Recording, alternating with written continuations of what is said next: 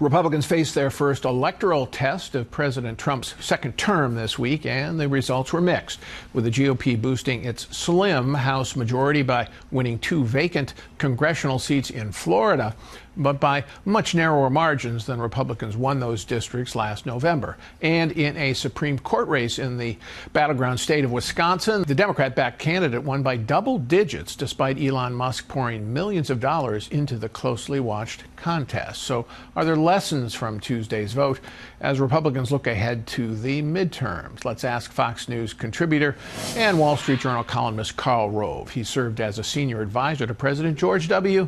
Bush. Karl, welcome. What's the big message that you take away, and what were voters trying to say to Republicans in Wisconsin and Florida? Well, Democrats were trying to say we don't like Donald Trump and Elon Musk, and as a result, they turned out. Think about this. In Florida, in the special elections to fill those vacancies, the Republicans took CD1 by 15 points. They won the district last November, by 32.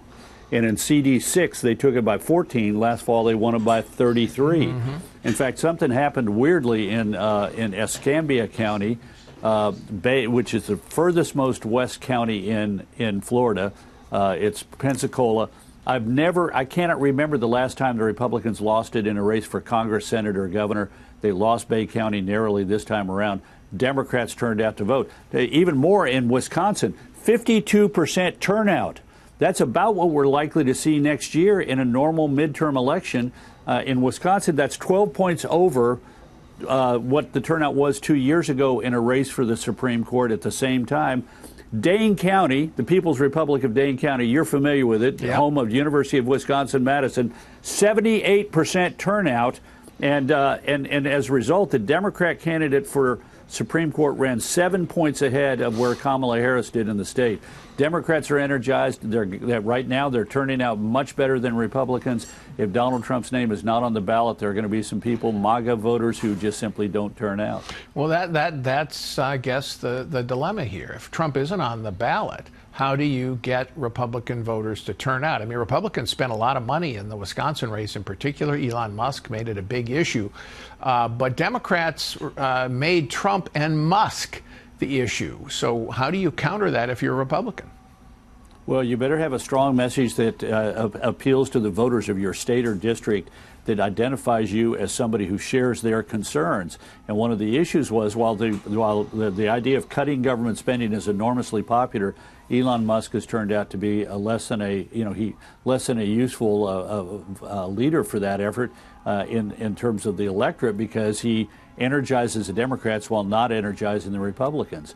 It's going to be a problem. The money is also going to be a problem. You're right. In Wisconsin, the Democrats were outspent $54 million to $46 million by Musk dumping in tens of millions of dollars.